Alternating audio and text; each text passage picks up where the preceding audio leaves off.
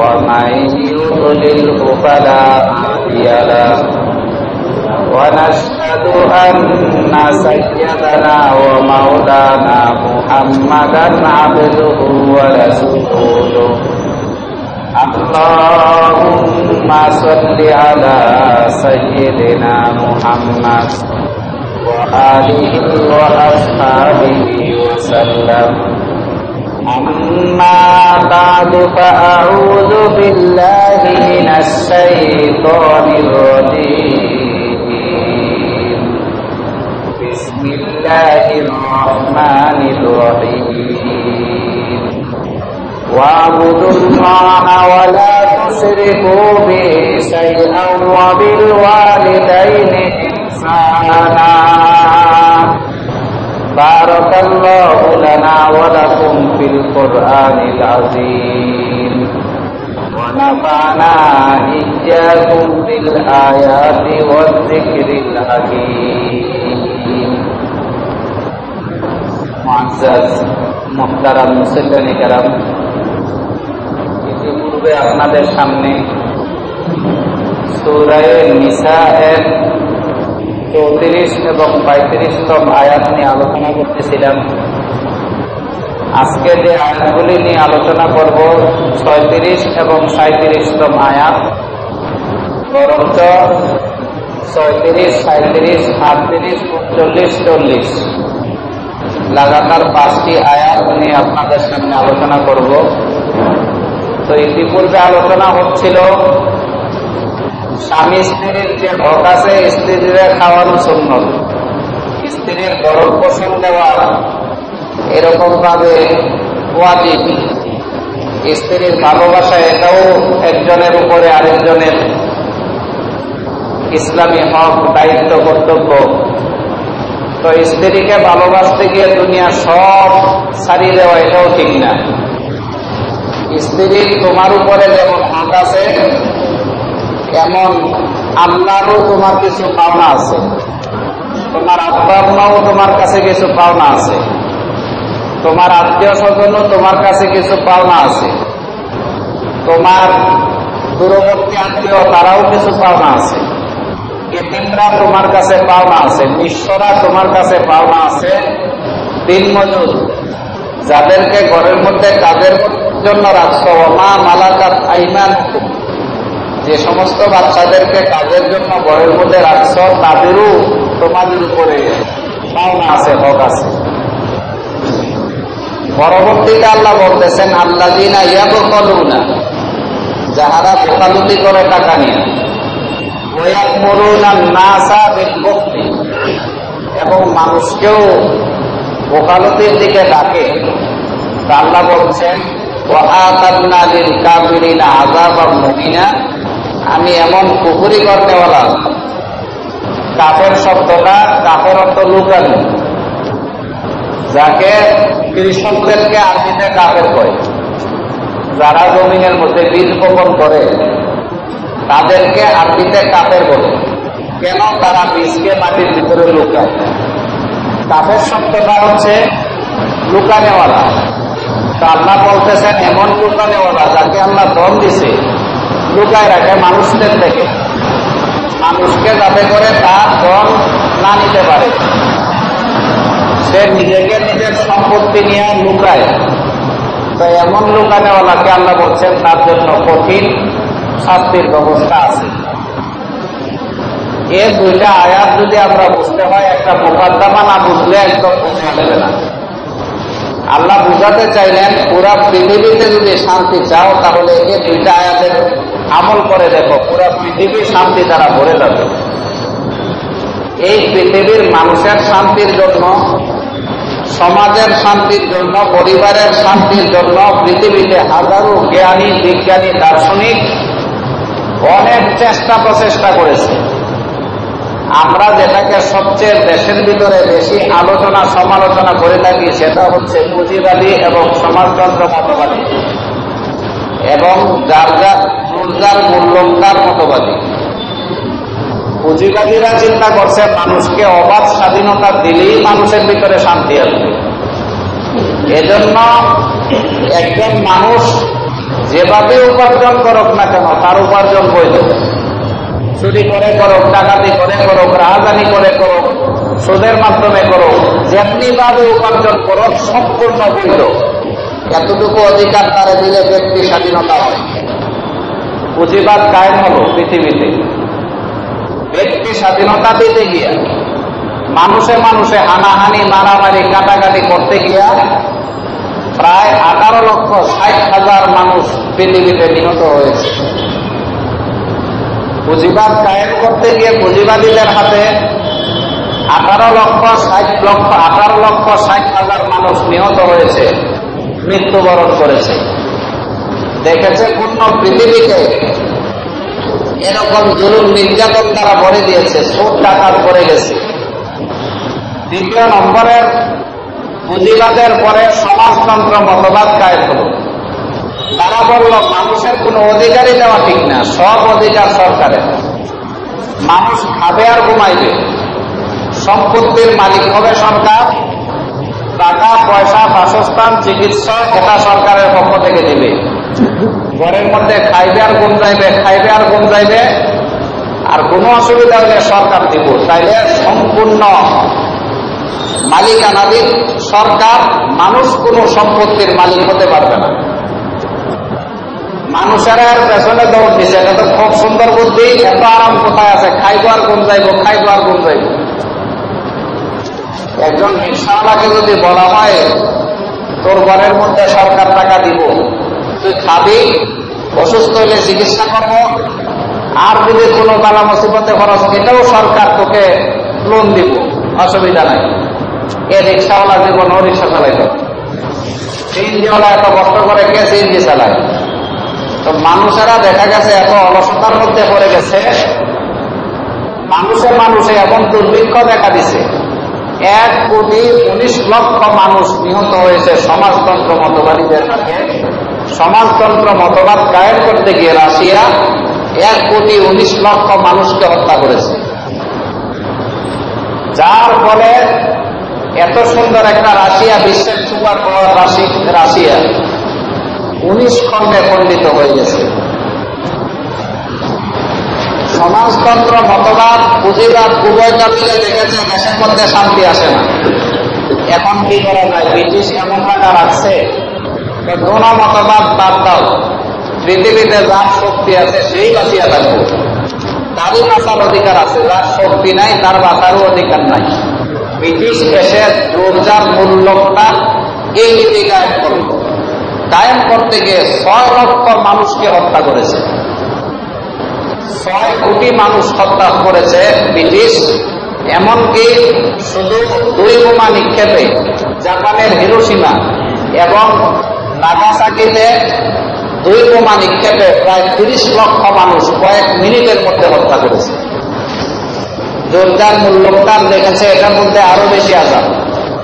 শেষ পর্যন্ত গণতন্ত্র আবিষ্কার হয়েছে, 3টার সংমিশ্রণে গণতন্ত্র আবিষ্কার, যার মধ্যে ব্যক্তিকে সম্পূর্ণ স্বাধীনতা দেওয়া হয় নাই, স্বাধীন দেওয়া হয় নাই, আবার ব্যক্তিকে স্বাধীনভাবে ছাড়ানো হয় নাই। 3 নীতি কায়েম করে গণতন্ত্র কায়েম করতেছে। গণতন্ত্রের মূল নীতি হয়েছে জনগণের উপরে জনগণের অধিকার।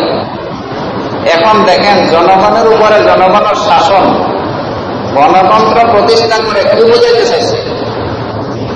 আগেকার দিনের পুঁজিবাদরা মানুষের উপরে অধিকার দিয়েছে, আইন করে অধিকার দেয় নাই, আইন ছাড়া।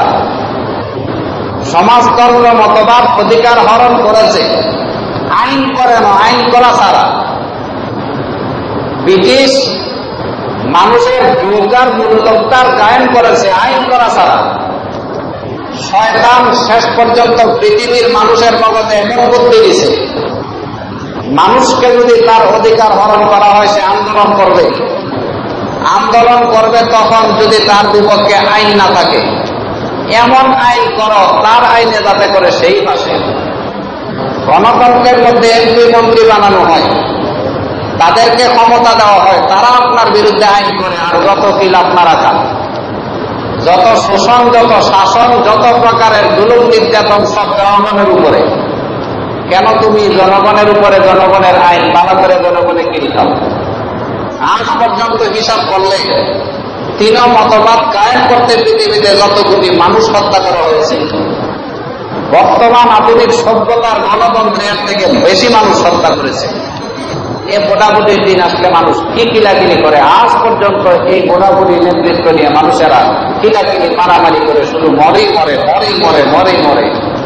দেখা যাবে তৃতীয় বিশ্বযুদ্ধ হতে পারে এই গণতন্ত্রকে নিয়ে হবে, যার ভিতরে এত কোটি মানুষ মরবে। আল্লাহ রসুল বলছেন এটাকে, যুদ্ধটাকে বলছেন মুলাহে গোশতের যুদ্ধ। কত কোটি মানুষ মরবে, কত মানুষের লাশ রাস্তা করে রাখবে, এটার কোনো হিসাব নাই। মোট কত হয়েছে? মানুষের তৈরি করা আইন দিয়ে মানুষের উপরে কোনদিন শান্তি আসতে পারে না। তা আল্লাহ পাক তাআলা কোরআন শরীফের মধ্যে সুষ্ঠ এক আইন পেশ করেছেন, এই নীতিতে চললে মানুষের ভিতরে শান্তি আসবে। পুঁজিবাদের ভিতরে মানুষকে অধিকার দিতে গিয়ে সম্পত্তির অধিকার দেওয়া হয়েছে। কামাই করবে কিভাবে, কামাই ছাড়বে কিভাবে, এই নীতি দেওয়া হয় নাই। কার সম্পত্তি কে পাইব, এটার নীতি দেওয়া হয় নাই। ইসলাম কোরআন শরীফের অধিকার দিয়েছে। আল্লাহ কোরআন শরীফের মধ্যে বলছেন, ফাইদা কুদিয়াতিস সালাতু ফান্তাশিরু ফিল আরদ ওয়াবতাগু মিন ফাদলিল্লাহ। ও বান্দারা, যখন নামাজ হয়ে যায় তখন জমিনে ছুটে পড়ো, হালাল রুজি রোজগার করো। তোমার হাতে যে সম্পত্তি আছে, তুমি যতটুকু সম্পত্তির মালিক, তুমি যতটুকু অর্থের মালিক, এতটুকু সম্পত্তি দিয়ে, অর্থ দিয়ে তুমি নিজের উপার্জন করো। ওয়ালা তাকুলু আমওয়ালাকুম বাইনাকুম বিল বাতিল। অন্যের সম্পত্তিতে হাত দেওয়ার মতো ক্ষমতা তোমাকে দেওয়া হয় না। যদি হাত দাও, আস-সারিকু ওয়াস-সারিকাতু ফাকতাউ আইদিয়াহুমা। যদি অন্যের সম্পত্তিতে লোভ করে হাত দাও, তাহলে তোমার হাত কেটে দেওয়া হবে। দেখেন, ইসলাম মানুষকে ব্যক্তিগত স্বাধীনতা দিয়েছে। তোমার সম্পত্তির উপরে তোমার স্বাধীনতা। আমার এত অদেরভাবে স্বাধীনতা দিতে গিয়ে সম্পত্তি কিভাবে কামাইবে এটাও বলে দিয়েছে। তোমার সম্পত্তি তুমি কামাইতে পারো, অন্যায় ভাবে অন্যের হাতের সম্পত্তিতে হাত দিলে এই হাত কেটে দেওয়া হবে। আবার সম্পত্তি ব্যয় করবা কিভাবে, এটাও ইসলাম নীতি বলে দিয়েছে। তুমি ব্যয় করবা, ইচ্ছা করলে তুমি জিনা করবা। তুমি টাকার মালিক, ইচ্ছা করলে গরিবের সম্পত্তি তুমি নিয়ে নিবা। তোমার শক্তি আছে, এজন্য তুমি অন্য কিছু করবা না, এটারও অধিকার ইসলাম দেয়। আয় যেরকম তুমি হিসাব মতো করতে হবে, ব্যয়টাও তোমার হিসাব মতো করতে হবে। তাইলে পুঁজিবাদের মতো অবাধ স্বাধীনতাও দেওয়া হয় নাই, সমাজতন্ত্র মতবাদের মতো স্বাধীনতা কেউ নেওয়া হয় নাই। বান্দার মালের উপরে বান্দার স্বাধীনতা দিয়েছে, একটা শর্তের উপরে, অন্যের মালের উপরে তোমার হাত লাগতে পারে। এই নীতিতে দেশের ভিতরে যদি মানুষেরা চলে, দেশের ভিতরে শান্তি আসবে। এখন কথা হয়েছে, হুজুর, যার সম্পত্তি আছে সে না সম্পত্তি চাষাবাদ করে, ব্যবসা করে, বাণিজ্য করে খাবে। আমাদের দেশে এমনও মানুষ আছে যাদের সম্পত্তি নাই, টাকা নাই, পয়সা নাই, নিঃস্ব, গরিব, ভিক্ষু। আল্লাহ বলছেন তোমার সম্পত্তিতে তুমি আয় ব্যয় করো। আমাদের দেশের ভিক্ষুকদের ব্যাপারে আল্লাহ কি বলছে দেখেন। কোরআন মানলে আমাদের দেশের ভিতরে কোনো মানুষ গরিবই থাকবে না। আমাদের এই দেশের মধ্যে 15 কোটি ভিক্ষুক আছে বর্তমানে, 15 লক্ষ ভিক্ষুক। আমাদের এই দেশে মোট পূর্ণ বাংলাদেশের জরিপে 15 লক্ষ ভিক্ষুক আছে, যারা যাকাত খায়, ভিক্ষা খায়, টাকা পয়সা মানুষ থেকে দিতে আসে। 30 লক্ষ আসে নিঃস্ব, যারা যাকাত খায় না, যাকাতের যোগ্য, যেমন রিক্সা চালক, ভ্যান চালক, সিএনজি চালক, ঋণী, খরচ খা, এ সমস্ত মানুষ যাকাত খাইতে পারে, কিন্তু আমাদের দেশে খায় না। এরা আরো যাকাত নেই। যদিও দিন আনে দিন খায়, টাকা পয়সা করে নাই, যদিও ঋণের মধ্যে কয়েক লক্ষ টাকা ঋণে পড়ে আছে, তারপরেও মানুষের যাকাত খায় না। 30 লক্ষ এমন নিঃস্ব আছে যারা মানুষের কাছে হাত পাতে না, কিন্তু এরা মূলত নিঃস্ব। তাইলে মোট ফকির আমাদের দেশে যারা যাকাত খায় 15 লক্ষ। হিসাব করেন, আমাদের দেশে 15 কোটি মানুষ যদি ধরে, 15 কোটি মানুষের মধ্যে 10 কোটি মানুষ এমন আছে যারা সাধারণত মধ্যম ফ্যামিলি, কম পক্ষে 50 লাখ টাকা দেয়, 50 টাকা করে যদি 10 কোটি মানুষের মাথায় ফিতরার টাকা বের করা যায়, 10 কোটি মানুষের মধ্যে যদি ফিতরার টাকা 50 টাকা করে বের করা হয়, এখন তো 65 টাকা, 50 টাকা একটা হিসাব করতেছি, যদি দেওয়া হয় তাহলে 10 কোটি মানুষের 500 কোটি টাকার মালিক হবে। 500 কোটি টাকাকে যদি আপনি 40 দিয়ে ভাগ করেন তাহলে সেখানে এরকম প্রায় সেখানের মধ্যে প্রায় আপনি যদি এরকম আমাদের দেশের যেই 10 কোটি মানুষকে যদি 500 টাকা করে 50 টাকা করে গড়ে হিসাব করে দেন, 500 কোটি টাকা আসে। 500 কোটি টাকার যেই ফিতরার টাকা আসছে, এই ফিতরার টাকা যদি আপনি 15 লক্ষ গরিবের মাথায় ভাগ করে দেন তাহলে প্রতিটা ফকির পাইতেছে এখান থেকে 3300 টাকা, অর্থাৎ 3300 টাকার উপরে। এদেশের মধ্যে 5 কোটি মানুষ কেমন আছে যারা লাখপতি, 1 লাখ 2 লাখ টাকা ব্যাংকে পড়ে আছে, সাধারণত জাকাত বের করতে চায় না। 1 লাখ টাকা এমন আমাদের দেশে বর্তমানে অভাব নাই। আজ থেকে 10 বছর আগের হিসাব করতেছি, যেদিন বাংলাদেশে 15 কোটি মানুষ ছিল, 1 কোটি মানুষ, 5 কোটি মানুষ আছে লাখপতি। 5 কোটি মানুষের লাখপতির যে টাকা আসে, 1 লাখ টাকা করে যদি মালিক ধরা যায়, কিছু মানুষ 10 লাখ টাকা আছে, কিছু মানুষের 50 লাখ আছে, কিছু মানুষের 80 লাখ টাকা আছে, গড়ে বর্তায় 5 কোটি মানুষ যদি 1 লাখ টাকা করে মালিক হয় তাইলে মোট তাদের টাকা আসতেছে এরকম 5 কোটি মানুষের 500 লক্ষ কোটি টাকা। 500 লক্ষ কোটি টাকার যদি আপনি 40 দিয়ে ভাগ দেন, 40 ভাগের 1 ভাগ জাকাত দেয় লাখপতিরা, তাইলে মোট আসতেছে প্রায় 1250 কোটি টাকা জাকাত। শুধু 1250 কোটি টাকা যদি আপনি 15 লক্ষ ভিক্ষুকের মাথায় ভাগ করে দেন তাহলে দেখেন তারা 8,000 টাকা মাথা ভিজে পাইতেছে।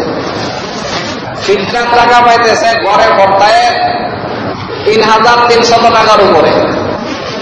আর জাকাতের টাকা লাখপতিদের থেকে বাংলাদেশে জাকাতের টাকা পাইতেছে 8,500 টাকার উপরে। এদেশের মধ্যে 10,000 মানুষ এমন আছে যারা কোটিপতি, কোটি কোটি টাকার মালিক। আমাদের সোনাগাজী এমন আছে কোটি টাকার মালিক।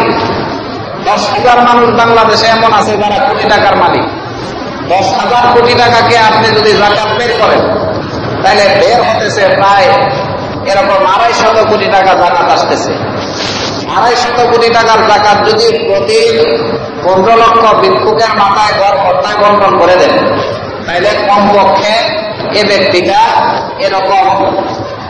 ব্যক্তিটা প্রায় 1600 টাকার উপরে একজন প্রতিটা মানুষের ঘর ভর্তায় পাইতেছে ভিক্ষুক। 1000 মানুষ আছে এমন যারা 1000 কোটি টাকার মালিক বাংলাদেশের ভিতরে। 1000 মানুষ যারা 1000 কোটি টাকার মালিক, তাহলে এখানেও 10,000 কোটি টাকা আসতেছে। এখানেও আবার তাদের জাকাত বের করলে আসতেছে এরকম ভাবে জাকাত গড় পিছে মাথা পিছে 15 লক্ষ ভিক্ষুকে প্রায় 1600 টাকা পায়। তাহলে আপনি হিসাব করেন বাংলাদেশের জাকাত এবং ফিতরার টাকা যদি হিসাব করেন 3350 টাকা, 8,500 টাকা। এখানে হইতেছে 8 দিনে 12,000 13,000 টাকা। আবার এদিক দিয়ে পাইতেছে 16 দোকানে 3200 টাকা। তাহলে 13,000 আর 3200 কত? 14, 15, 16,200 টাকা।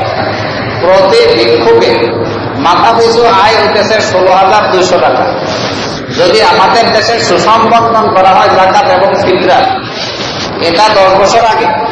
এখন তো মানুষের টাকাও বাড়ছে, মানুষও বাড়ছে, এই হিসেবে ফিতরা এবং জাকাতের টাকা বাড়বে। প্রতিটা ভিক্ষুক যদি 16,000 টাকা 17,000 টাকা করে পায় তাহলে দেখেন এই ভিক্ষুকটা আজকে 16,000 17,000 টাকা নিয়ে কাঁচামালের ব্যবসা করতে পারবে। এরকম গরু একটা কিনে এটা লালন পালন করে বাঁচতে পারবে। কমপক্ষে জিন্দেগিটা চালানোর জন্য 2 বছর 4 বছর 5 বছর যদি এই ব্যক্তিটা জাকাত নেয়, দেখা যাবে 5 বছর পরে সে জাকাত দেওয়ার মতো ক্ষমতা তার হয়ে যাবে। ঠিক কিনা? জাকাত নীতি যদি চালু করা হয় দেশের মধ্যে গরিবই থাকবে না। এই আয়াতের মধ্যে আল্লাহ পাক যাকাত ছাড়া মানুষের উপরে যে হক আছে হকের কথা বলতেছেন। আল্লাহ কোরআন শরীফের মধ্যে বললেন ওয়াবুদুল্লাহা ওয়া লা তুশরিকু বিহি শাইআ ওয়া বিল ওয়ালিদাইনি ইহসানা ওয়া বিযিল কুরবা ওয়া বিযিল কুরবা। আল্লাহ পাক বলতেছেন, ও মানুষেরা, যাকাত ব্যতীত তোমার থেকে আল্লাহ পাওনা আছে, তোমার আব্বা আম্মা তোমার থেকে পাওনা আছে ধন সম্পত্তির মধ্যে, তোমার আত্মীয় স্বজনরা এখানে পাওনা আছে ধন সম্পত্তির মধ্যে, যারা তোমার পড়ছি তারা পাওনা আছে, তোমার ধন সম্পত্তির মধ্যে সামান্য এতিমরাও পাওনা আছে, যারা ভিক্ষুক তারাও পাওনা আছে, নিঃস্বরাও পাওনা আছে, তোমার বাড়িতে যে কাজ করে গরিব ছেলে এটাও পাওনা আছে। এই সমস্ত মানুষগুলো যাকাত ছাড়া তোমার ধন সম্পদ থেকে পাওনা আছে। দেখেন, যাকাত ছাড়া তোমার ধন সম্পদ থেকে কিছু টাকা তাদের তো দিয়ে দেয়।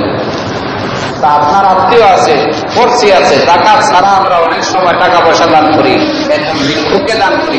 এভাবে যদি দানের নীতি যদি চালু করা হয়, যাকাতের বেলায় যদি পায় এই ব্যক্তিটা 12,000 13,000 টাকা, যাকাত ছাড়াও সারা বছরে যদি 12,000 টাকা পায়, তাহলে এ দেশের মধ্যে একদিন দেখা যাবে কোন দুর্ভিক্ষ নাই, সমস্ত গরিবরা ধনী হয়ে গেছে।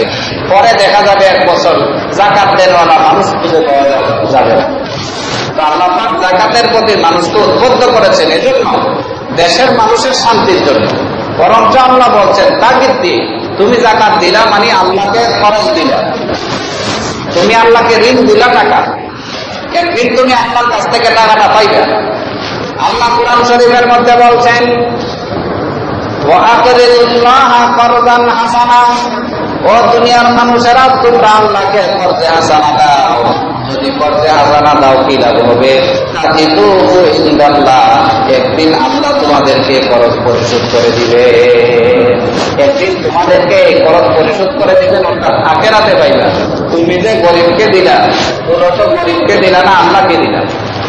তুমি যে এতিমকে দিলা, মূলত এতিমকে দিলা না আল্লাহকে দিলা।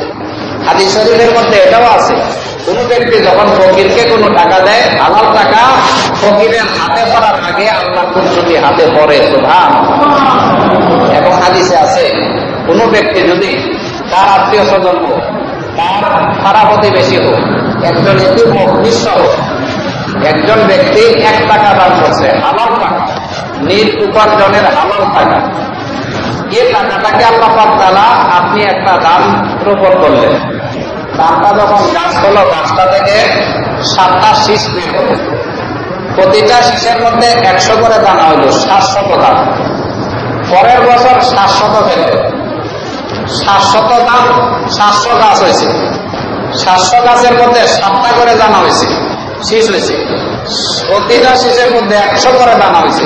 কতগুলি দান হল? এরকম কিয়ামত পর্যন্ত যদি আপনি বলতে থাকেন, কিয়ামত পর্যন্ত পেলে কত মডেল দান হয়ে যাবে। ওই 1 টাকা যে দান করবে আল্লাহ পাক এরকম বাড়াইতে বাড়াইতে বাড়াইতে বাড়াইতে কিয়ামত পর্যন্ত তার পাহাড় পরিমাণ আল্লাহ পাক দানের ব্যবস্থা করে রাখবেন, একদল আল্লাহ তাকে জান্নাতে পৌঁছে দিবে। আল্লাহ কোরআন শরীফের মধ্যে বলছেন মাসালুল্লাযীনা ইউনফিকুনা আমওয়ালাহুম ফি সাবিলিল্লাহি কামাসালি হাববাতিন আম্বাতাত সাবআ সানাবিলা ফি কুল্লি সুনবুলাতিন মিয়াতু হাব্বা। আল্লাহ বলছেন, যে ব্যক্তি তার ধন সম্পদ আল্লাহর রাস্তায় দান করে, তার ধন সম্পদ আল্লাহর রাস্তায় দান করে, 1 টাকা দান করে, সে যেন একটা গমের বীজ রোপণ করলো, একটা গমের বীজ রোপণ করাতে তার মধ্যে একটা গাছ হলো, 7টা শীষ হলো, 7টা শীষের মধ্যে 100 করে দানা হলো, 700 দানা হলো, পরে আবার লাগাইলো, আবার 700 দানা হলো। কিয়ামত পর্যন্ত যদি এরকম ভাবে লাগানো হয়, যত কোটি দানা হবে 1 টাকা দিয়ে এত কোটি বানাইয়া আল্লাহ কিয়ামতের ময়দানে বান্দাকে নাজাতের ফয়সালা করে দিবে। এ হচ্ছে দান, এ হচ্ছে দান।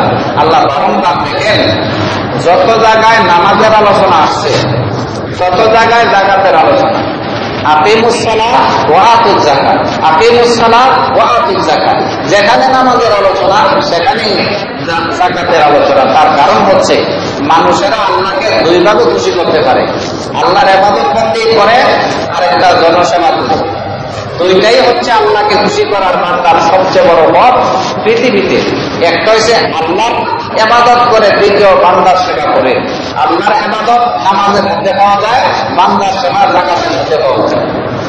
এজন্য কত টাকা কোরআন স্টার্ট হয়েছে আলিফ লাম মিম যালিকাল কিতাব লা রাইবা ফিহি হুদাল লিল মুত্তাকিন। আল্লাহ বলেন আল্লাযীনা ইউকিমুনাস সালাতা ওয়া ইউতুনা আল্লাযীনা ইউকিমুনাস সালাতা ওয়া মিম্মা রাযাকনাহুম ইউনফিকুন। কোরআন স্টার্ট হয়েছে আল্লাহ, সেখানে ইমানদারের বৈশিষ্ট্য বলতেছে যারা নামাজ পড়ে আর আল্লাহর দেয়া রিজিক থেকে মানুষকে দান করে। যেখানে নামাজের আলোচনা বুঝা গেছে, নামাজটা যেরকম ফরজ, যাকাত দেওয়া, গরিবকে দান করা এটাও মুসলমানের জন্য ফরজ, এটাও ইবাদত। আমরা নামাজটারে ইবাদত মনে করি, নিজের সম্পত্তি থেকে যাকাত বের করে এটা ইবাদত মনে করি না। অধিকাংশ মানুষ 1 লাখ টাকা ব্যাংকে আছে, 1 লাখ টাকা এদের কি যাকাত দিন? 1 লাখ টাকা ব্যাংকে আছে, 40 ভাগের 1 লাখ যাকাত আসলে 1 লাখ টাকা ব্যাংকে জমা রাখছে, 40 ভাগের 1 লাখ টাকা আসলে 1 লাখ থেকে 40 লাখ দিয়ে দিলে এটা কমে যায় না? তো যাকাত শব্দের অর্থ কি? যাকাত অর্থ হচ্ছে বাড়া, বৃদ্ধি করা। তুমি মালের টাকা দিলে তোমার কমবে না, আল্লাহ অধিক দিয়ে বাড়াই দিবে, বালা মুসিবত দূর করে দিবে। হাদিস শরীফের মধ্যে আছে বালা মুসিবতকে দুনিয়ার ভিতরে সব থেকে বেশি মানুষের বালা মুসিবতকে দৌড়াইতে পারে মানুষের দান। আল্লাহর গজবকে, আল্লাহর গোসাকে দান করার এমন ভাবে নিভাইয়া দেয়, পানিয়ে আগুনের আঙ্গারাকে যেরকম নিভাইয়া দেয়। হাদিসে কথাটাও আছে, আল্লাহর গোসাকে এমন ভাবে দমন করে দেয়, নিভাইয়া দেয়, যেরকম ভাবে আঙ্গারাকে, আগুনের আঙ্গারার মধ্যে পানি রাখলে আঙ্গারাটা নিভে যায়। আল্লাহর গোসা এমন দূর হয়ে যায়, দুনিয়াতে বালা মুসিবত দূর করে দিবে। তোমার ছেলে অসুস্থ হয়েছে, 4,000 টাকা লাগা দিয়েছে, তার মামাকে ইচ্ছা করলে তো ছেলেটাকে অসুস্থ ছাড়া রাখতে পারতেন না? তুমি যাকাত দিলে, এদিক দিয়ে আল্লাহ পাক তোমার সন্তানকে বালা মুসিবত থেকে বাঁচাই দিছে। এমন ঘটনা হয়। ঈসা আলাইহিস সালাম এর কালে এক দুর্বৃত্ত ছিল, খুব বড় জালেম। মানুষের কাপড় নিয়ে দিত না, ধুইতে গেলে ছিঁড়ে ফেলত। তার বাপ দাদা প্রভাবশালী হওয়ার কারণে মানুষেরা তার প্রতি খুব অতিষ্ঠ ছিল। সমাজের মুরব্বীরা গেছে ঈসা আলাইহিস সালামের কাছে, আপনি আল্লাহর কাছে দোয়া করে দেন দুর্বৃত্ত যেন মরে যায়। আল্লাহর কাছে দোয়া করলেন, তা আল্লাহ পাক ওহীর মাধ্যমে জানালেন, ঈসা বিকাল বেলায় ব্যক্তিটা মৃত্যুবরণ করবে, এটা নিশ্চিত। তো ঈসা আলাইহিস সালাম বলে দিলেন, ব্যক্তিটা আজকেই বাঁচবে, কালকে মারা যাবে। সবাই খুশিতে বাড়িতে গেছে। বিকাল বেলা হয়ে গেছে, ডুবিয়ে কাজকর্ম শেষ করে বাড়িতে ফিরছে, দেখে ডুবি মরে না। মানুষেরা আবার আইছে, আপনি একজন নবী, আল্লাহ নাকি বলছে উনি মরে যাবো, আজকে মরল না কেন? ও দুপুরে নিয়ে আসো। আসছে, ডুবিকে বললেন, তুমি যখন কাপড় নিয়ে ধুইতে যাইতেছ তখন তোমার মহাফলান করতো, হুজুর আমার ক্ষুধা লেগে গেছে, তাড়াতাড়ি করে বাড়ি থেকে 3টা রুটি নিয়ে আমি এরকম ঘর থেকে বের হয়েছি। ওই যেখানে কাপড় দিয়ে এখানে একটা এরকম ফকির আছে, একটা আবেদ আছে, এটা আসি কয় আমি অনেকদিন ধরে ক্ষুধার্ত আছি, আমার একটা রুটি দাও। একটা রুটি দিছি, আমার তো ব্যাগ করে না, আল্লাহ তোমার এরকম সমস্ত গুনাহ মাফ করে দিব, আরেকটা রুটি দিবে। আমি এটাও দিয়ে দিলাম। আবার বললাম, আরেকটা রুটি যদি দিয়ে দাও তাহলে তোমার বালা মুসিবত দূর করে দেব। আমি আরেকটা দিয়ে দিলাম।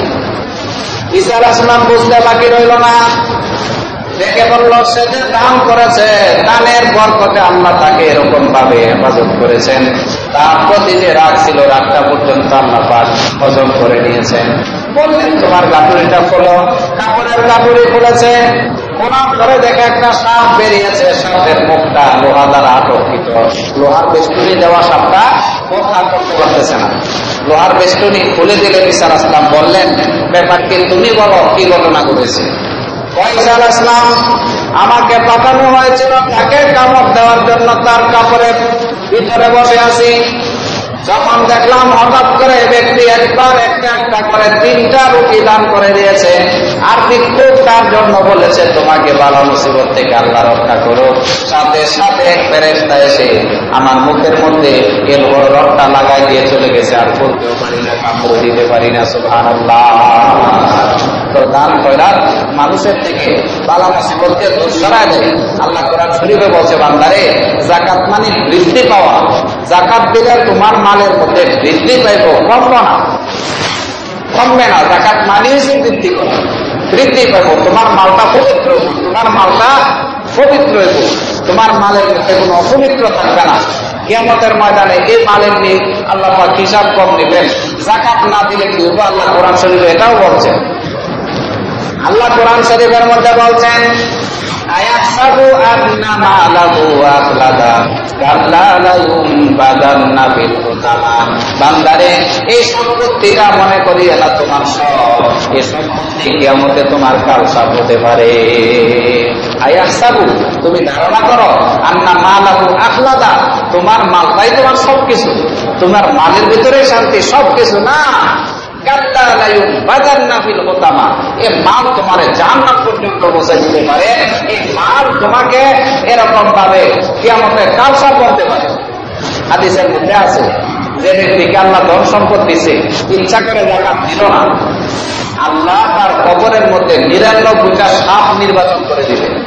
সকালে তাকে সকল মারবে, বলবে আনা কাঞ্জু, তুমি যে ধন সম্পদ ঘরের মধ্যে রেখেছ, জমায় রেখে আসছো, বিল্ডিং বানাইছো, আর জাকাত দাও নাই, আমি তোমার এই সম্পদ।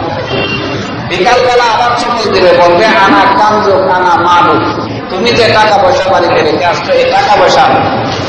হাদিস শরীফের মধ্যে আসছে, আল্লাহ পাকের নবী বলছেন, ক্বালা রাসূলুল্লাহ সাল্লাল্লাহু আলাইহি সাল্লাম, মান আতাহুল্লাহু মালান ফালাম ইউআদ্দি যাকাতাহু মুসিলা মালুহু সুজান আকরা লাহু যাবিবাতানি ইউতাওয়াকুহু ইয়াউমাল কিয়ামাতি ওয়া ইয়াকুলু আনা মালুক ওয়া আনা কানজু। হাদিস শরীফের মধ্যে আসছে, যাকে আল্লাহ ধন সম্পদ দিয়েছেন, টাকা পয়সা দিয়েছেন, যাকাত উসুল করল না, গরিবের হক আদা করে দিল না, আল্লাহ পাক তার মালগুলিকে এক একটা সাপ নির্বাচন করে দিবেন। সকালবেলা শপথ দিবে, বলবে আনা মালুক, আমি তোমার ধন সম্পদ, আর বিকালবেলা শপথ দিবে, বলবে কাকু আনা কাকু, আমি তোমার জমানো খজানা। এজন্য ধন সম্পদ থাকলে জাকাত আদা করার চেষ্টা করিয়েন, গরিবের হক আদা করে দিন। আল্লাহ আপনারা ধনী বানাই দিব, গরিবের উপরে ইচ্ছা করবেন। অনেক ধনী মানুষ গরিবকে দেখলেই চিৎকারি করে, গরিবকে মনে করে এটা আল্লাহর আযাব। আল্লাহর আযাব কিসের? আল্লাহ বানাইছে পারে, তোমারে বানাইছে ধনী, এটা পরীক্ষার জন্য, এটা তার আযাব না। অনেক দলিল থেকে গানে শোনা যায় আল্লাহ বানাইছে ফকির এজন্য, এতে স্বভাব বাড়ানা, এতে চরিত্র বাড়ানা, এতে এই বাড়ানা, এই বাড়ানা। ধনীরা গরিবকে এমন টিটকারি করে, করে কিনা? ধনী গরিব বানানো কি এটা তোমার দায়িত্ব নাকি আল্লাহর দায়িত্ব? আল্লাহ কোরআন শরীফের মধ্যে বলছেন, নাহনু ফাসালনা বাইনাহুম মাইশাতাহুম ফিল হায়াতিদ দুনিয়া ওয়া রাফা'না বা'দাহুম ফাওকা বা'দিন দারাজাত লিয়াত্তাখিযা বা'দুহুম বা'দান সুখরিয়া। বান্দারে আমি কাউকে ধনী বানাই, কাউকে গরিব বানাই, পরীক্ষা করি বান্দা গরিবটা আমাকে চিনে নাকি ধনীরা আমাকে চিনে। গরিবকে ধনী বানাই দেই, ধনীকে গরিব বানাই দেই, সবগুলি আমি আল্লাহর দায়িত্বে। সুবহানাল্লাহ। বাহাদুরি করলে তোমার বিল্ডিং এর মালিক আরেকজনকে বানায় তোমার ফকির করে বানাতে, ফকির করে ফেলতে পারে। আমার একজন ফকিরকে ধনী করে ফেলতে পারে। তত্ত্বাবধায়ক সরকারের কালে কত মানুষ কোটি কোটি টাকার মালিক, কতের ভিক্ষুক হয়ে গেছে, আর কত ভিক্ষুক কোটি কোটি টাকার মালিক হয়ে গেছে। তো এটা আমি আল্লাহর হাতে। একজন ঝাড়ুদারকে আমি আমেরিকার প্রেসিডেন্ট বানাই দিতে পারি, আরেকজন চা দোকানদার হলে ভারতের প্রেসিডেন্ট বানাই দিতে পারি, আরেকজন প্রেসিডেন্টে গাদ্দাফি, যিনি আরব বিশ্বের সবচেয়ে প্রভাবশালী এরকম ভাবে প্রেসিডেন্ট ছিল, আরব বিশ্বের তার থেকে প্রভাবশালী প্রেসিডেন্ট আর কেউ ছিল না, ডাস্টবিনের মধ্যে মরেছে। এরকম ভাবে সাদ্দাম একজন প্রভাবশালী রাষ্ট্রপতি ছিল, একজন এরকম ভাবে কাফেরদের হাতে ফাঁসির কাস্টে ঝুলেছে। এগুলি সব আমার ক্ষেত্রে, আল্লাহ সাবিত আমার হাতে। কে কাকে কখন ধনী হবো, কারে কখন ধনী বানাই দিব বান্দা করতে পারবি না। তোদের চোখের সামনে দেখ কত মানুষ তোদের বাড়িতে কাজ করতো, আজকে কোটি কোটি টাকার মালিক। তোদের ছেলেরা তাদের বাড়িতে কাজ করতে যাওয়া লাগে, ঠিক কিনা? এটা তো আল্লাহর হাতে। বনী ইসরাইলের এক ঘটনা আছে। এক ব্যক্তি নতুন বিবাহ করেছেন, খুব প্রভাবশালী ধনী ব্যক্তি, জমিদার। বউ নিয়ে আনন্দ ফুর্তি করতেছে, এমন সময় দরজা কটকটাইছে দুপুরবেলা। দেখে এক ভিক্ষুক করে আমার কিছু খাবার থাকলে দাও, আমি মারাত্মক ক্ষুধার্ত। একটা স্ত্রী নিয়ে আনন্দ করতেছে, ডিস্টার্ব হয়েছে, এজন্য তাকে এমন করে থাপ্পড় মেরেছে, সে আরেক নাগাদ করে গেছে, সে কামড়ে কামড়ে চলে গেছে। স্ত্রীটা বলল, তুমি তাকে দেও নাই কথা বললাম, সুন্দর কথা বলে বিদায় দিলে, তুমি তার উপরে জুলুম কেন করলাম, কেন তাকে প্রহার করলাম? সে আল্লাহরে কত ফকির আয়ে যায়, এগুলি সারাদিন সময় নাই। ঘটনাক্রমে যুগ পরিবর্তন হয়েছে। মহিলা তো আরেক কোটিপতির মেয়ে। এ ব্যক্তি এক সময় টাকা পয়সা ধন সম্পদ হারাইয়া ফকির হয়ে গেছে। এখন স্ত্রীকে, আমার বাবা কোটিপতি, তোমার মতো ফকিরের কাছে থাকতে চাই না। স্ত্রী তার ঘর সংসার লাগিয়া চলে গেছে। এই স্ত্রীকে ওই ফকিরটা ঘটনাক্রমে কোটি কোটি টাকার মালিক হয়ে গেছে। ওই ফকিরটার কাছে বিপদ দিচ্ছে। স্ত্রী তো ফকিরকে ভালো করে দেখে নাইছি না। একদিন ঘটনাক্রমে ওই ফকির, আগের যে জমিদার, ফকির হয়ে গেছে। এতে গেছে ওই ফকিরের বাসা টাকা তুলতে, ফকির দেখেই চিনে ফেলছে। একদিন যে ব্যক্তি আমি ভিক্ষা করতে গেছিলাম, আমাকে গ্রহণ করেছিল এই ব্যক্তিটা, তাকে অনেকগুলি টাকা পয়সা, যতটুকু সম্ভব আমি দিল। স্ত্রী ইচ্ছা করলো, তুমি এত টাকা তাকে দিলা, তুমি তারা চিনো? আমার তো এই ব্যক্তি একদিন আমাকে তার বাড়ির সামনে ভিক্ষা করতে গেছিলাম, আমার থাপ্পড় মেরে ফেলে দিয়েছে। তো আল্লাহ পাক তাকে এখন ফকির বানায় আমার দরজার সামনে দিছে, আর আমার আল্লাহ কোটিপতি বানায় দিছে।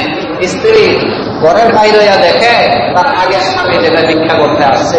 আল্লাহ পাক কেমন, কাকে গরিব বানান, কাকে ধনী বানান কেউ বলতে পারে না। আল্লাহ তো বান্দারের দায়িত্বটা আমার হাতে। ধনী গরিব নিয়ে বাহাদুরি করবে, তারা ফকির বানায় দেবে। এজন্য যাকাত দেওয়ার চেষ্টা করবেন ইখলাসের সাথে, কোনো বাহাদুরি নেই। অনেকে আবার বাহাদুরি করে। কিসের বাহাদুরি?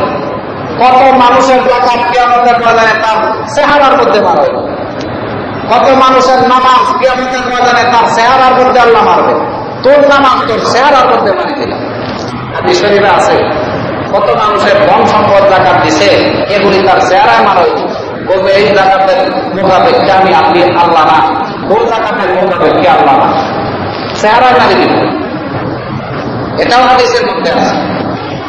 হিসাব করে থাকি, অনেক মানুষ আছে গরিব ছিল, আল্লাহর কাছে কাঁদছে, আল্লাহ ধনী বানাইলে এমন এমন করুন। ধনী হয়েছে, এখন মসজিদের আশপাশে দেয়, যাকাত করা করে না, নাফরমান হয়ে গেছে। এমন আছে না? এক সাহাবী রাসূলের কালে আদি ইবনে হাতেম তায়ের ছেলে আদি ইবনে হাতেম রাসূলের কাছে এসে বলছে, হুজুর আমার জন্য একটু ধনী হওয়ার দোয়া করে দেন। আল্লাহ যদি আমার ধনী বানায়, আমি তো ধন সম্পদ গরিবের দিবই, লামা সাদাকা, অবশ্যই আমার সম্পত্তি থেকে আমি মানুষকে দিব। ওয়া কুনা মিনাস সলিহিন, এবং আমি নেককার হয়ে যাব। রাসূল কয়, আদিরে আমি তো নবী, আমি তো মানুষের দুনিয়ার জন্য দোয়া করতে পারি না, আখিরাতের জন্য করতে পারি। তারপরও বারবার বিরাবিরি করে, একটু দোয়া করে দেন, একটু দোয়া করে দেন, একটু দোয়া করে দেন। শেষ পর্যন্ত বেশি বিরাবিরিতে আল্লাহ তার রাসূল তার জন্য দোয়া করে দিলেন। দোয়া করতে দেরি আছে, 5-6 মাসের মধ্যে এতে শিল্পপতি হয়ে গেছে। হাজার হাজার উট, হাজার হাজার ছাগল। বর্তমানে গাড়ি যেটা আছে, আগের দিনে উট, বর্তমানে গাড়ির মালিক। 1000 গাড়ির মালিক হইলে ওই ব্যক্তিটা কেমন ধনী। স্টারলাইনের আলাউদ্দিন যদি এখানে আসে, আপনারা সবাই তাদেরকে সালাম দিবেন যে এতের অনেক গাড়ি, 500-600 গাড়ি। 1000 গাড়ির মালিক হইলে এতে কত বড় ধনী। হাতের তাই হাজার হাজার ওটের মালিক হয়ে গেছে, মানে গাড়ির মালিক হয়ে গেছে। নামাজ রাসূলের মসজিদে নববীতে পড়তো, এখন টাকা পয়সা বাড়ি গেছে, গন্তে গন্তে আর নামাজের সুযোগ হয় না। এখন শুধু জুমার নামাজ পড়ে আসি, আর বাকি সময় ধন সম্পদের পেছনে ব্যয় করে।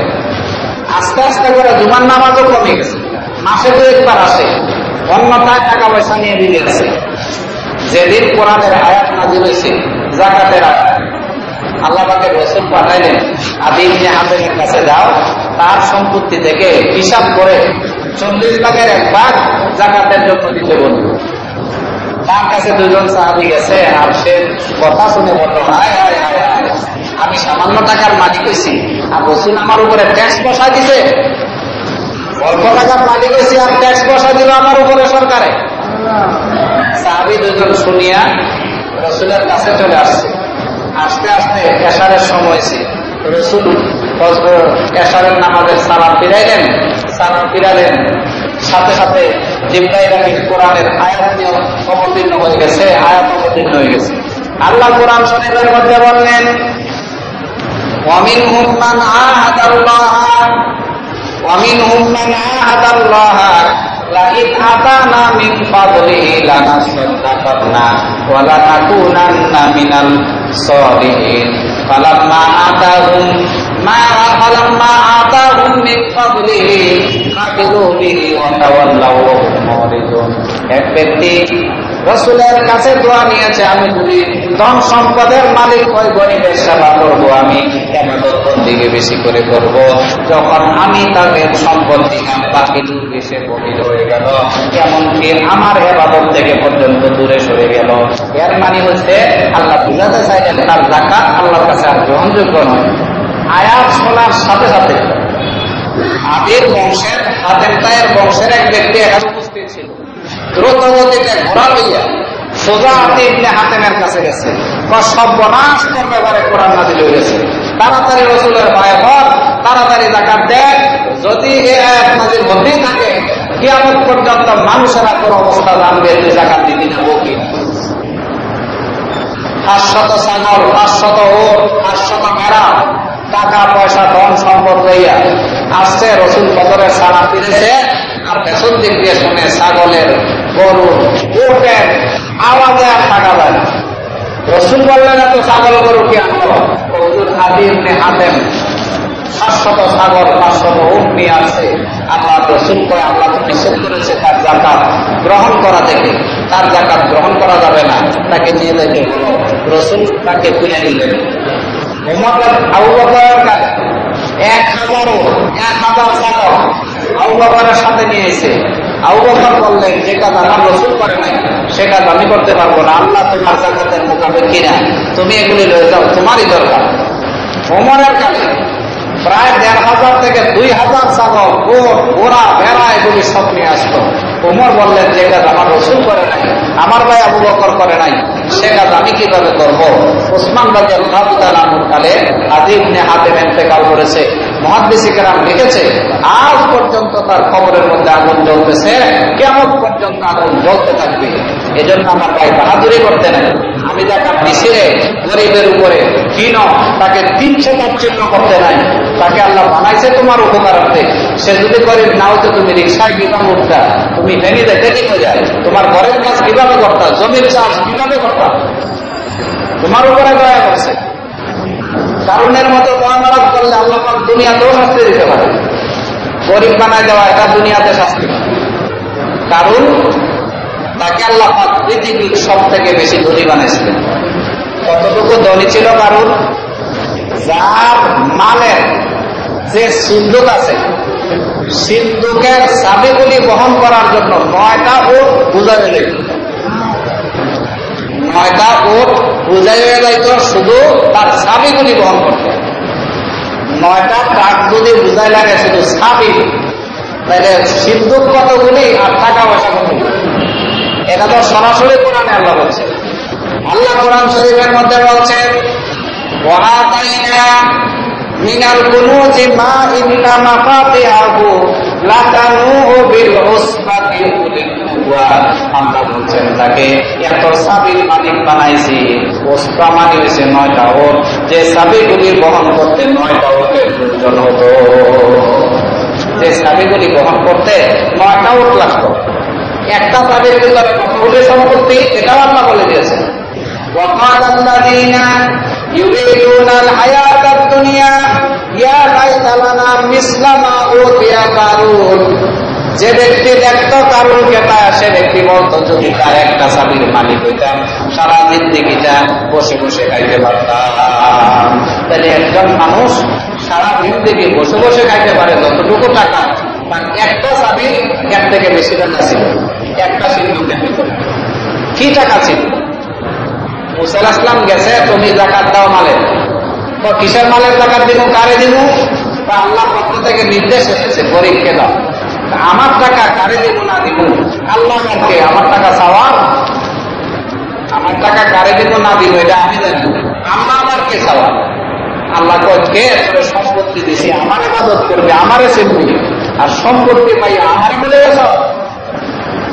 আল্লাহ সাথে সাথে বললেন জমিনকে, ও জমিন তাড়াতাড়ি জালেম না ধর।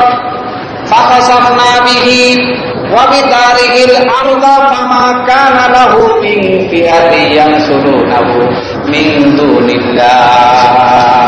আল্লাহ বলছেন আমি জমিনকে বললাম তাকে সহ তার সম্পত্তি সহকারে আটকে ফেল, ধরে ফেল। পায়ের মধ্যে জমিনে ধরে ফেলেছে, নিচের দিকে যাইতে শুরু করেছে। ফেরাউন এসে তার মধ্যে কেরান লাগাইছে, কেরান লাগায় টান দিয়ে দেখে কেরানে টান দেওয়ার আগে কেরানও ডুবতেছে, তার সাথে যে জিনিস থাকে এটাও নিচে যায়। এখন মানুষেরা ভয়ে দূর হয়ে গেছে, কারণের সাথে যদি কোনো ব্যক্তি কোনো জিনিস লাগে সেটাই নিচে চলে যায়, সুতরাং তাকে রক্ষা করা যাবে না। কারণ নিচে চলে গেছে, খুব পরিমাণ ডুবে গেছে, সব মানুষেরা দেখেছে। এখন যারা আফসোস করত একটা চাবির মালিক হলে সারা জীবন আনন্দে খাইতে পারতাম, এরা বলতে লাগলো আল্লাহ তুমি যে আমাদেরকে কারণের সম্পত্তি দাও নাই, এতে আল্লাহ শুকরিয়া আমরা এখন তারা শুকরিয়া আদায় করতে লাগলো, আল্লাহ তুমি আমাদেরকে কারণের সম্পত্তি দাও নাই, ভালো করছো, নাহলে আমরাও ধ্বংস হইতাম। এই জন্য সম্পত্তি থাকলে, টাকা থাকলে গরিবদেরকে দান করবেন, এটা গরিবকে দেওয়া হয় না।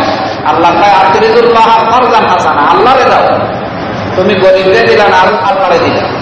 তো গরিব আইতে যে তুমি 2 নম্বর কথা কয়ে দেবে।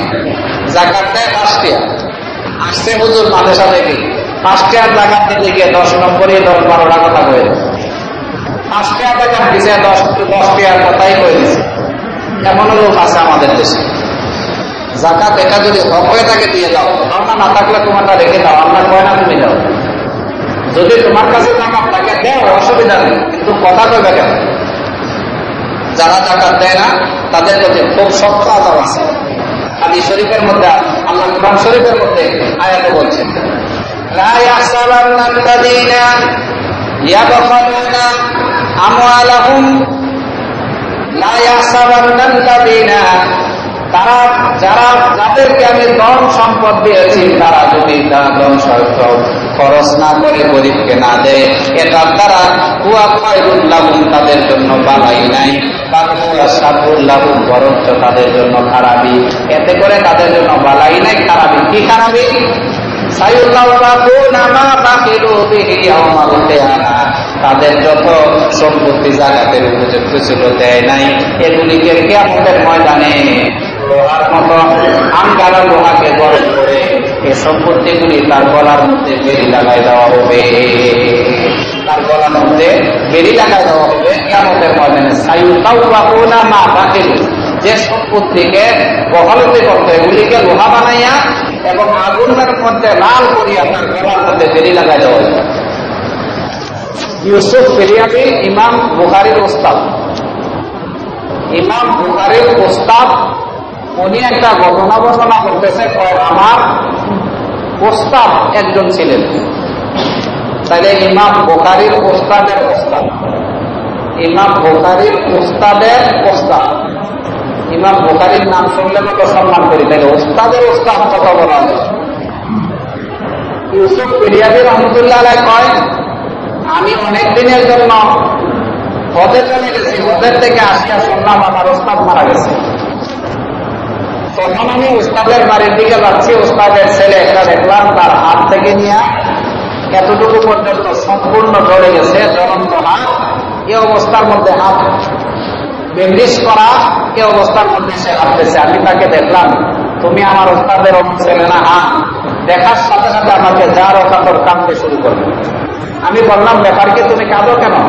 বা আমার আব্বা মারা গেছে। তো মানুষের আব্বা তো মারা যায়, এই জন্য কি এমন ভাবে কাঁদে নাকি? হুজুর এজন্য না।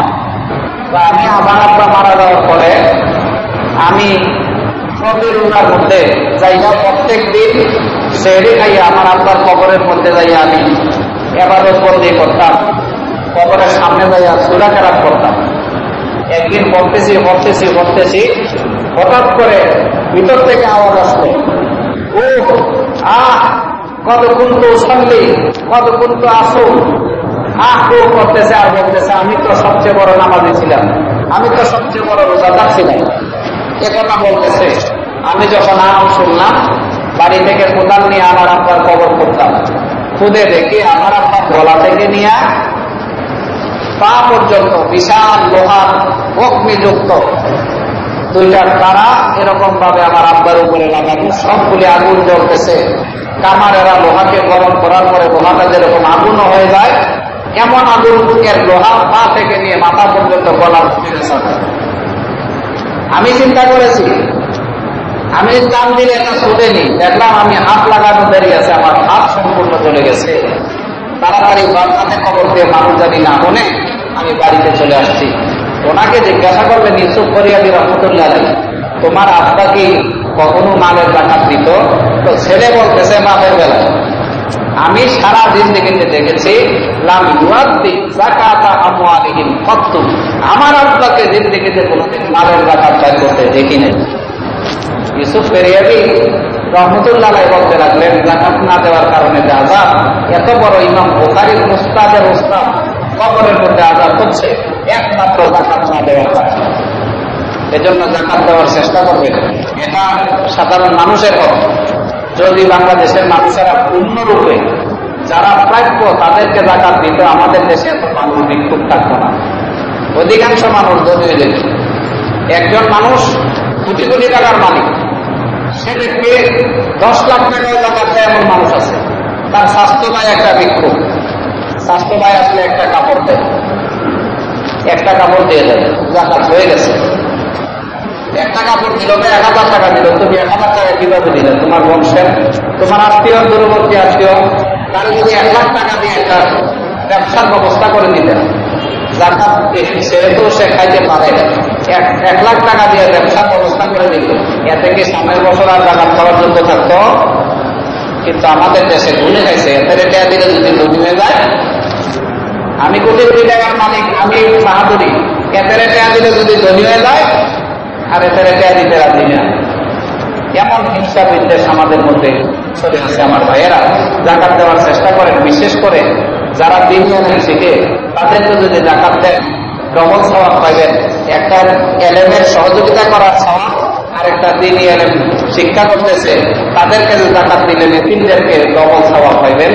এজন্য মাদ্রাসা মসজিদের দিকে ভালো খেয়াল রাখবেন, আত্মীয়দের দিকে ভালো খেয়াল রাখবেন। এতিম কারা আছে নিজেরা তারা জানেন, বাহিরের এতিম না। আপনার গ্রামে কোন ছেলেটা বিশ্ব এতিম আপনি বাবা জানেন, তাদেরকে অধিক পরিমাণে জাকাত দিবেন।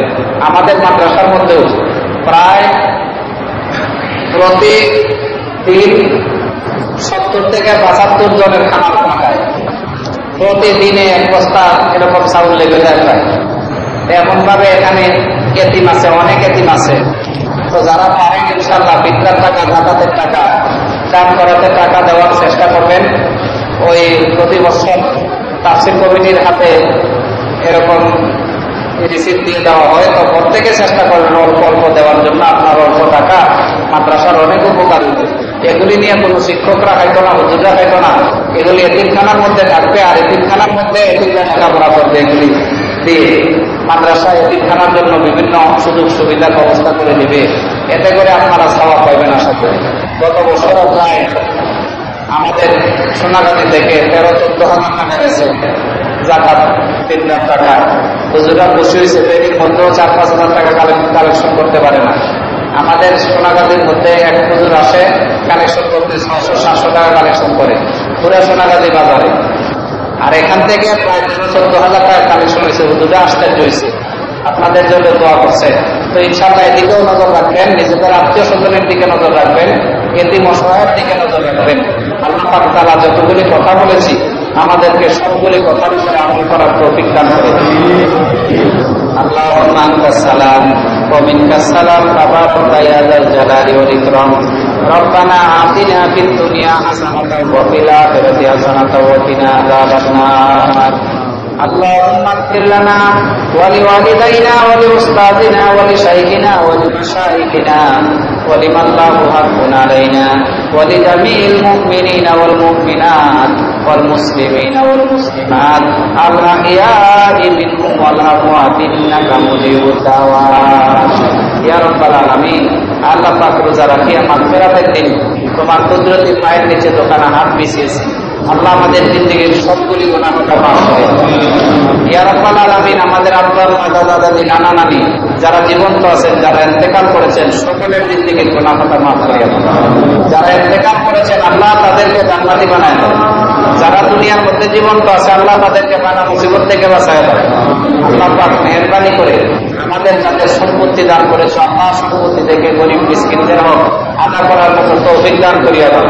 আল্লাহ পাক আমাদের গরিব মিসকিনদেরকে আল্লাহ পাক তুমি সফল বানায় দাও। আল্লাহ পাক আমাদের দারিদ্রতা আল্লাহ পাক এদেশের দারিদ্রতা পছন্দ করিয়া দাও। আল্লাহ এদেশের দারিদ্রতা পছন্দ করিয়া দাও। আল্লাহ সম্পত্তির পূর্ণ বন্টন যাদেরকে তাদেরকে আল্লাহ পাক আদায় করার তৌফিক দান করিয়া দাও। ইয়া রাব্বাল আলামিন। আল্লাহ পাক মেহেরবানি করে রোজার দিন আল্লাহ পাক এই রোজার দিন শেষ হওয়ার আগে আগে আমাদের প্রত্যেককে আল্লাহ পাক নামগুলি জান্নাতের খাতায় রকম করিয়া দাও। সাল্লাল্লাহু আলা মুহাম্মাদিন ওয়া